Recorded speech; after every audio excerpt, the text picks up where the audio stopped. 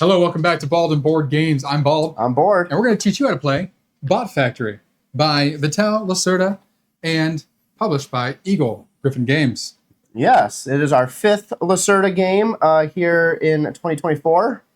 If you haven't checked out the others, we played 4 in the month of August. Go check those out on the previous videos here on our YouTube channel.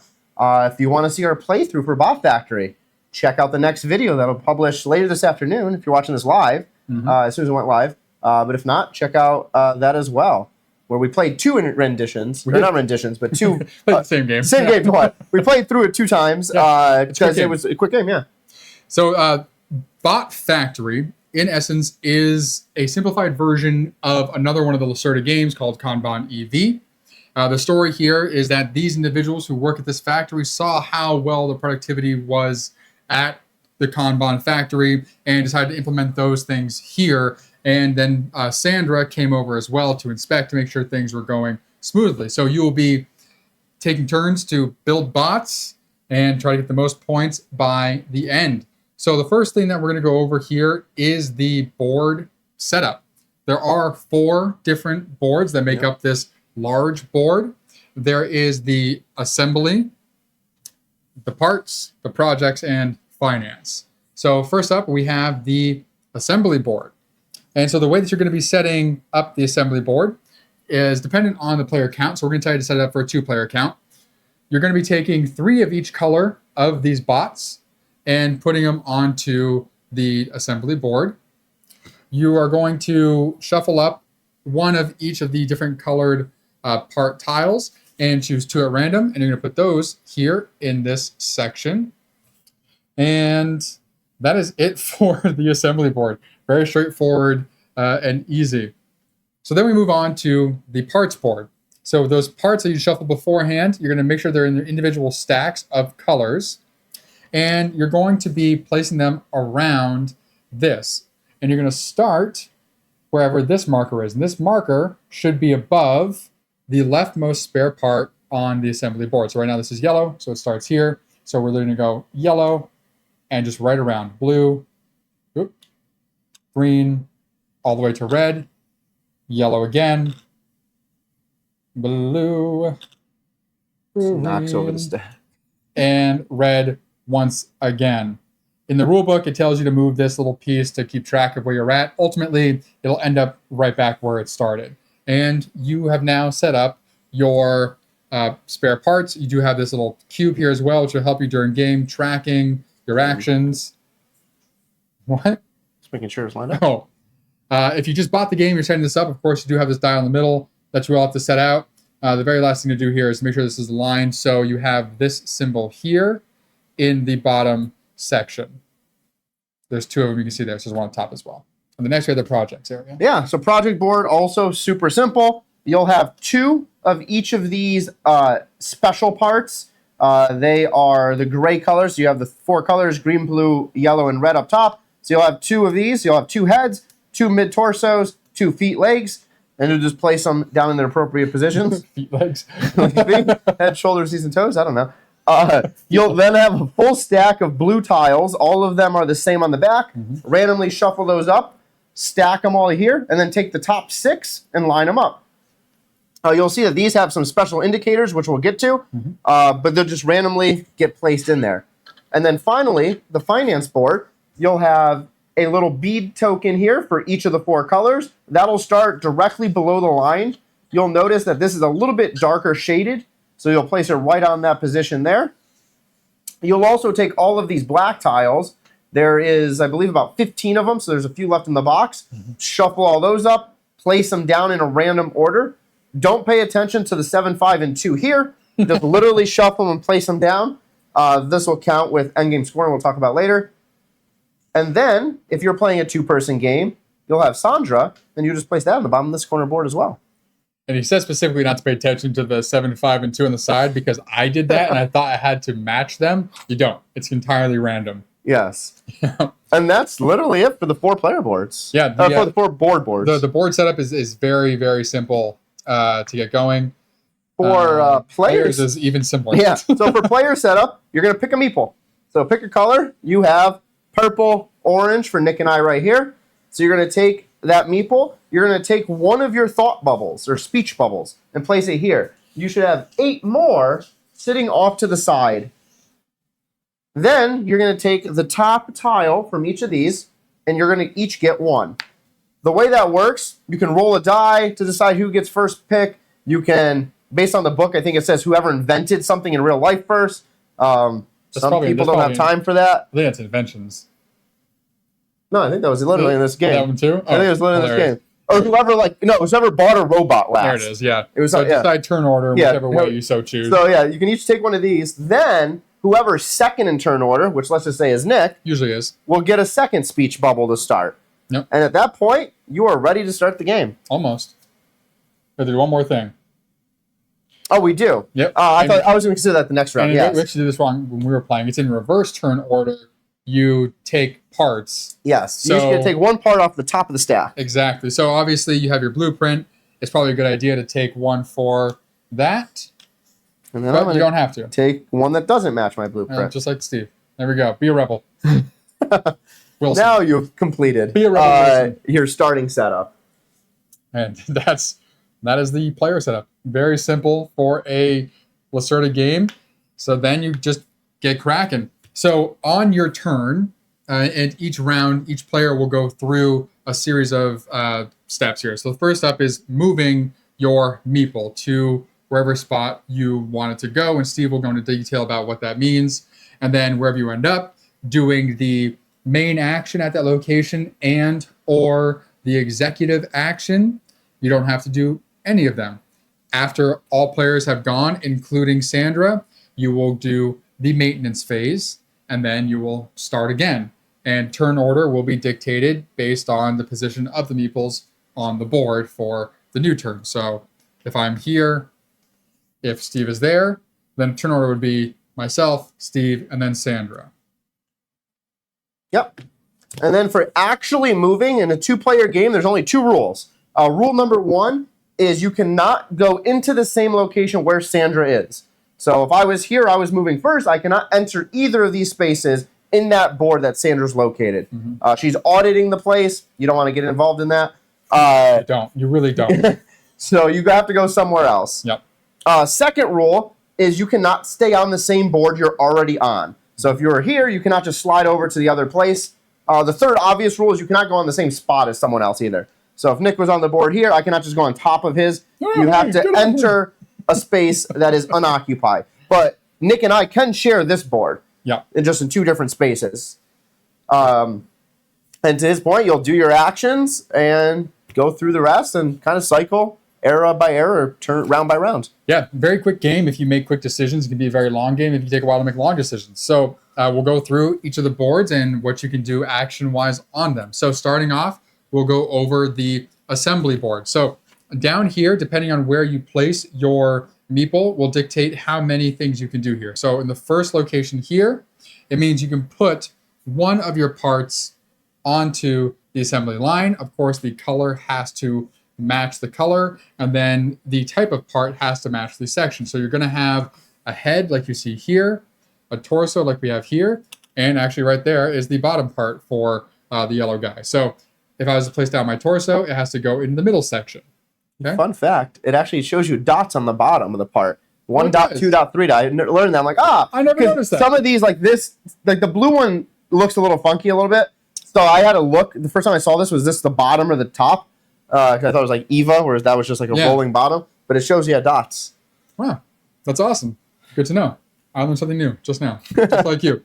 Yeah, so you would put this down, and that is the one. So, of course, if you're on this 1 to 2 space, you can do 2 different parts.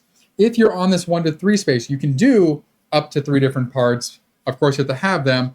But this little symbol here means you have to pay one of your speech bubbles to be able to access that point. Now, when you place your part down, if it's on an empty space, you simply get the benefits that are listed here. So if it's the first part that you put down, you're going to get 2 speech bubbles. If we'll say I have a head, if it's the second part you put down, then you would get another 2 speech bubbles.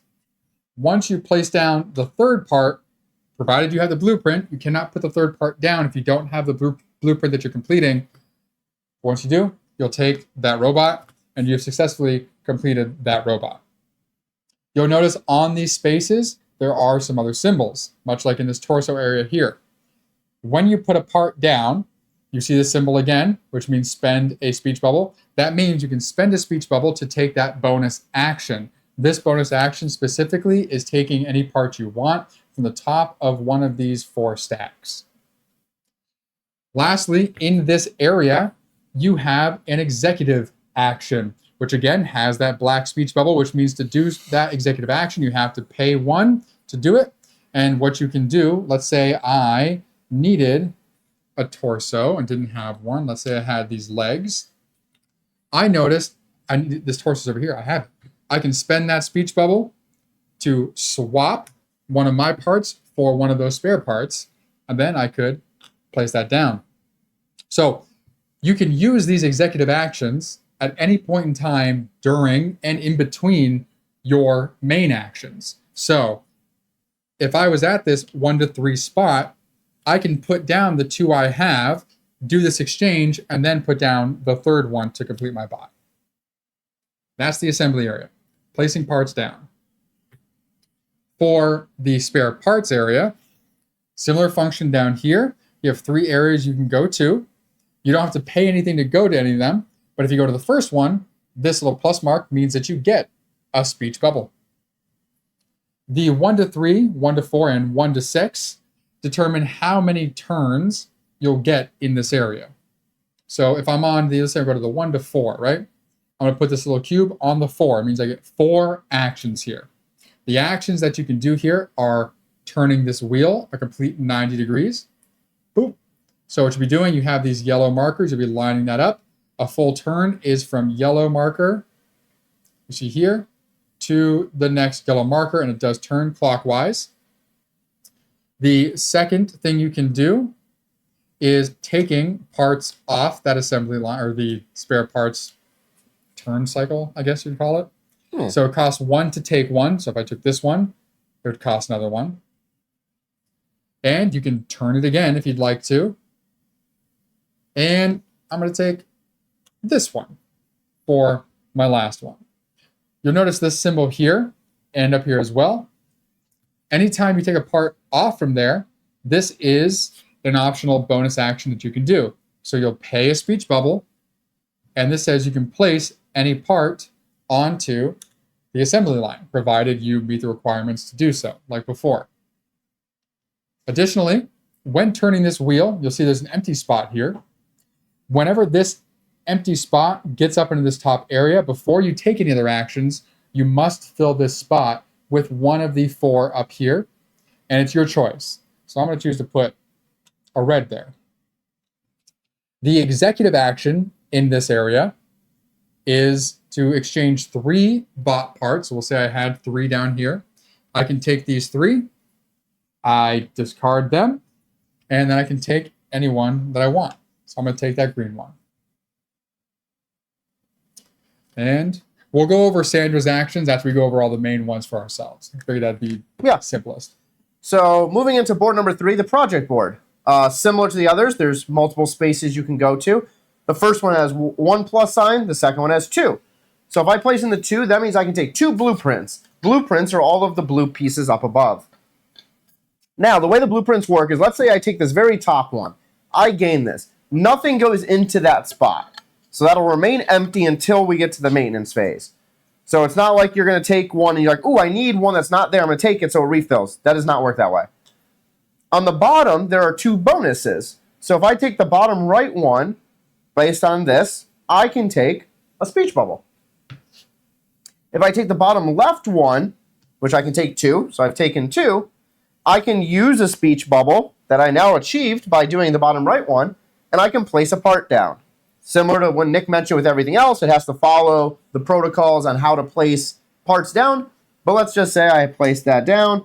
I would then get 2 speech bubbles. Eventually, these will refresh.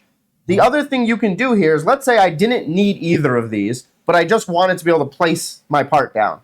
I can then take both of these, discard them. That'll be our discard pile. And then I can take one of these 3 special wildcard parts.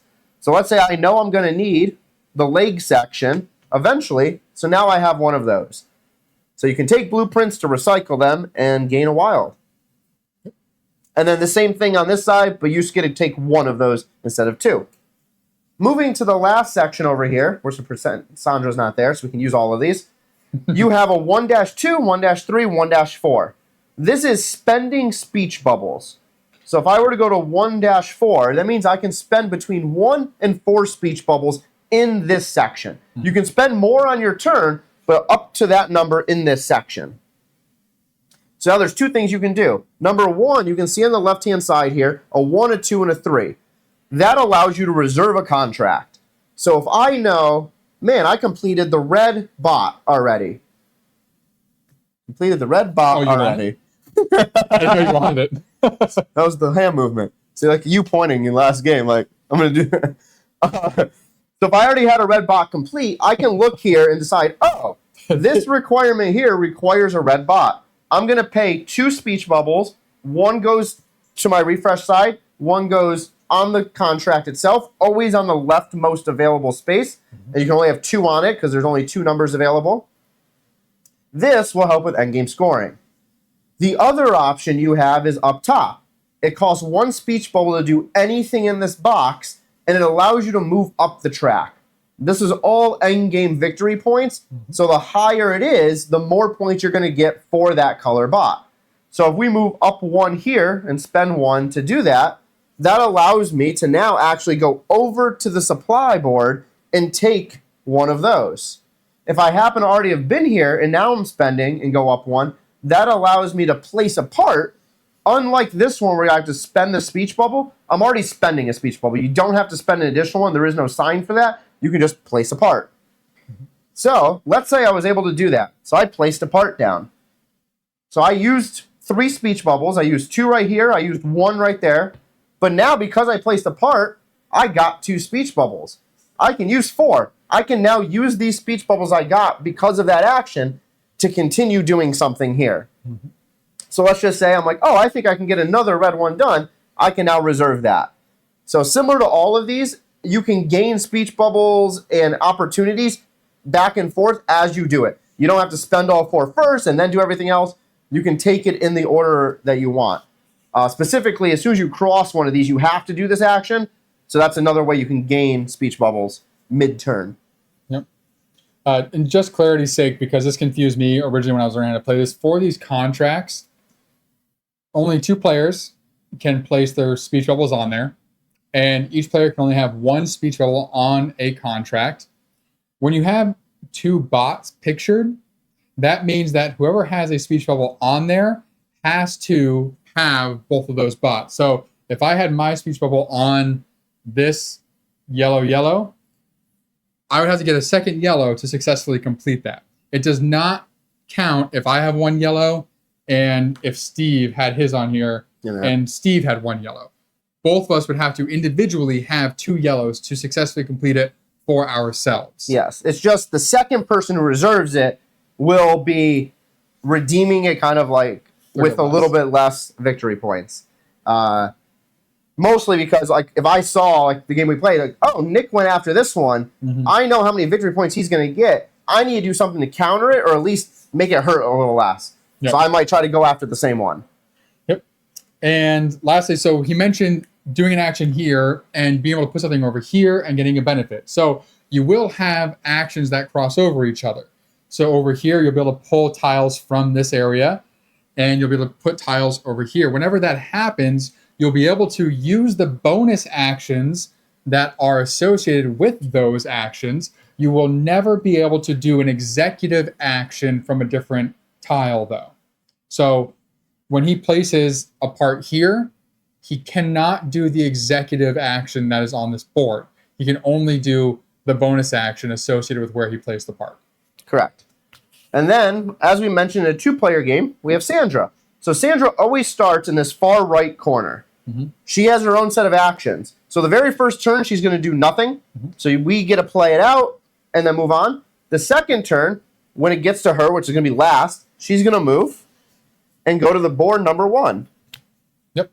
And she'll always be on the leftmost open space on each board. And each turn that she takes her turn, she will move like everybody else. So if this was turn number 3, she would move to board number 2, and she would go to the leftmost spot.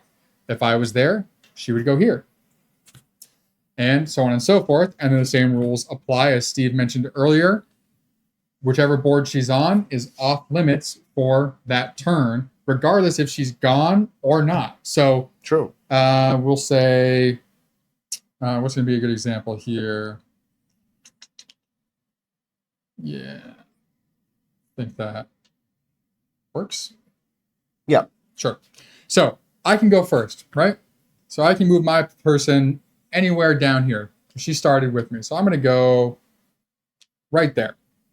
Sandra goes next.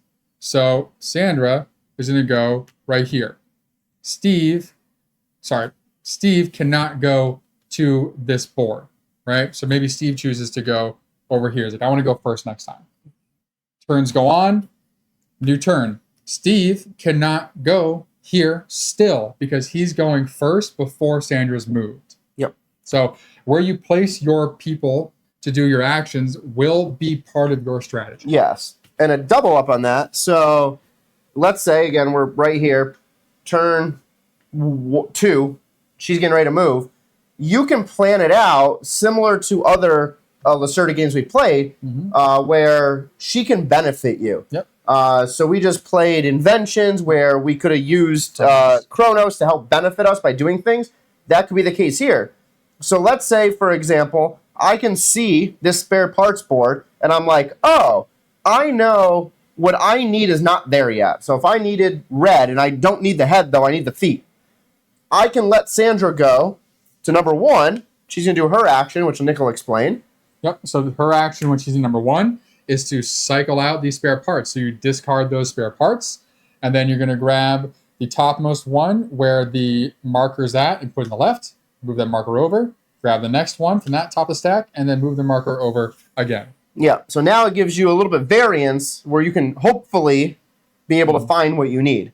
Yep. And then she also has actions in every single one of these.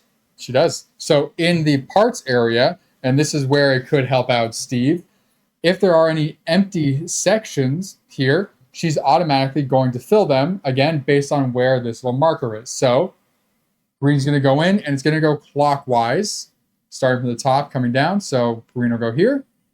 Then moves over to red. Red comes down here. And then this moves over. Unfortunately for Steve, there's no red feet. Yep. And her action over here. Yep, so here, it's simple. If there is things here, yep. So that this could go one of 2 ways. So if there is things here, she would discard them automatically, and then the rest slide down. So that would happen. If there wasn't 2 here, she would discard thin air, and they would still slide down. But let's say what you need, again, to the point of like knowing her action, if what you needed was this green one and there was a blue one there, you can let her go, and then you can go over here, be able to use this action to pick one of these up, and then use the special action next to it. You can still use this board even though she's here. You just can't be on the board. Yep. And then her final action, all the way over here, is to help even out the game. So let's say, for example, we had someone made a bunch of blues. Blues are going to keep sliding down during the maintenance phase. She helps push it back up. So she's going to try to keep all the bots even. So the last one, if there's one by itself, it'll just move up. If there's 3 tied, like there is now, all 3 will move up. But if it's like this, where all 4 are together, nothing happens. So if they're all equal, they're all evil. They're all evil. If they're all equal, nothing happens. If any of them are lower than the others, the lowest one or tied ones will move up. So a lot of crisscross in regard to actions with ourselves and with Sandra. But after you get done your actions, so each player's gone and Sandra's gone, you go into that maintenance phase. Maintenance phase is very, very easy. So the first thing you're going to have on the maintenance phase, your assembly board. If any bots have been completed, like you see here, now is when you're going to clear that board. So place all the parts in their discards or draw piles like so. And then based on the bot that was completed, that affects the finance board. finance board. So you're going to lower that by 1 for the bot that's completed. So yellow went down by 1 because yellow was completed. Nothing happens on the spare part board, but on the maintenance board, or the project board, my goodness, wow. You have essentially Sandra's action that happens. Yep. So cycling through those blueprints. And that's it for the maintenance. And then you just start over again in turn order. So as the board lays here, I would be going first, then Sandra, then Steve. Yep. And then a few little pieces of information before we get to endgame scoring and triggers. Like most games, you have discard piles. If this whole stack runs out and it's in the discard pile, you'll just reshuffle the discard pile, place them back here. Same thing with the parts.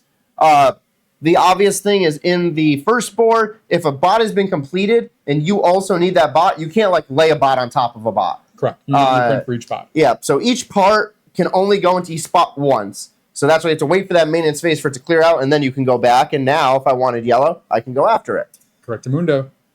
But for endgame, there are 2 triggers, which is a little interesting because it can cause you to get to the endgame really, really fast with trigger 1, or trigger 2 takes a little bit longer. So trigger 1 is if all of one color bot has been completed. So if Nick, let's say, did yellow twice, I did yellow once, boom, on yellow contracts or blueprints, then that triggers one of the endgame criteria. The second one is if one player had 5 blueprints all completed. So let's just say, I'm going to put thought bubbles here. Let's just say all 5 of these have been completed.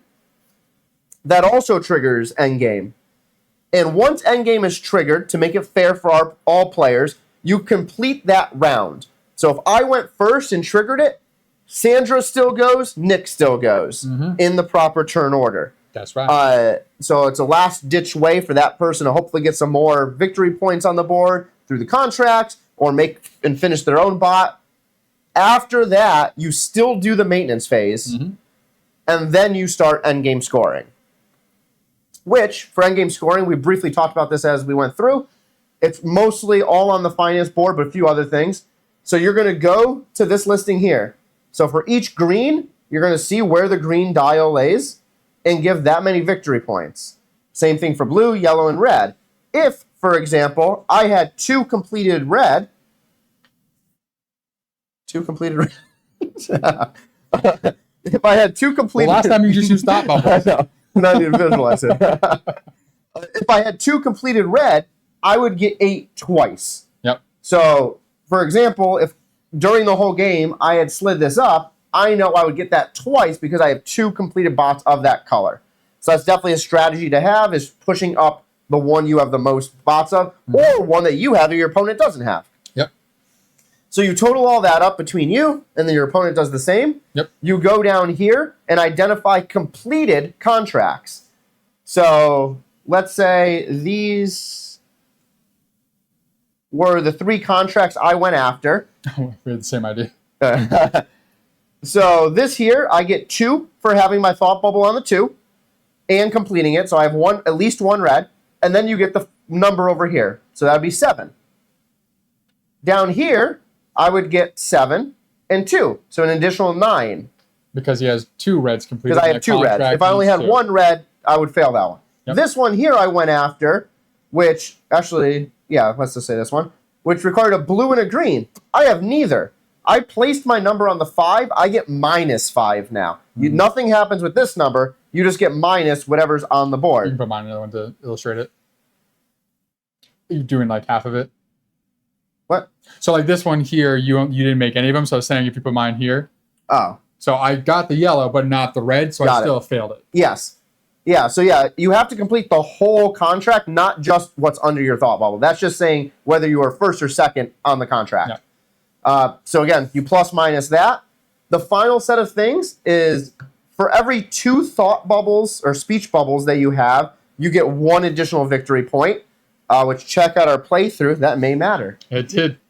For every part tile that you have, whether it's a special wild card or a normal one, you get -1. So for everyone you didn't use.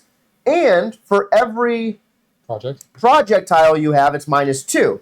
Lucky for me, there is a catch-22 here. You can only have 5 projectiles. At the end of your turn, you get to discard any additional. The same goes for parts as well. You can only ever have 5 parts. Yes. So at the end of each of your turns, if you have more than 5, you must discard down to 5.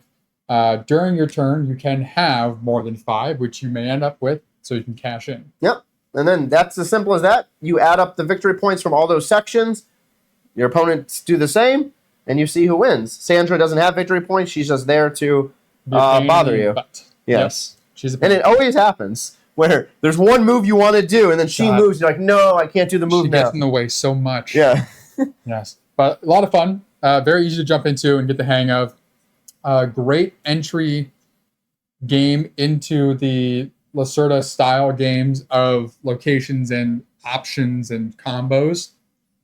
By no means a child-ish game. Like, it looks very cartoony, but there is depth that's here. Oh, yeah. That's just the skin that's on it to make it look fun. It is definitely worthwhile playing. Like, if you want that Kanban EV feel, or you want that Lacerda game, but you don't want to sit down for, a good 2.5 to 3 hours, and you want to just play something quick and get at it, this is a great way to do it. I think we were running like 45 minutes a game, pretty much. I think because we tested out before this, but about 45 minutes, yeah, it was pretty quick. Yeah, and it comes down to like how quickly you can make your decision too. If you get paralysis by analysis, it'll take a little bit longer, but yeah, definitely give it a shot. Hopefully you're here watching this because you do have it, and or you're looking at getting it. If you don't have any Lacerda games yet, this is a great one to start with. And then you can dive into the rest. And if you're curious on what the rest are, we do have a series of videos on those on our channel, and we have some more that are coming. So stay tuned. Then we will be doing a review video as well on what our favorites are. Yeah, so once we finish all 8 that we're playing across the 2 months, we'll rate them all and say which ones we liked for which reasons, which ones we didn't like for those reasons. And you'll know our opinion, but yours may differ. And feel free to add comments. Also, add comments if we missed anything, which I don't think we did. I don't think we did this one. Because this one was simple enough. But there's a chance. So we have little cheat sheets to make sure we don't. But I sit down and write out by going through the rule book. Yeah. He still uses paper and pen like it's Washington and Jefferson's era. What would you do? I can't use my phone. Here. My phone's right there. That's not all there. The reason why this game I have on my head. This one. The reason why this is written down because we did this before and it was not. Anyway, hopefully you enjoyed this how to play of Bot Factory. I'm Bald. I'm Bored. Thanks for stopping by.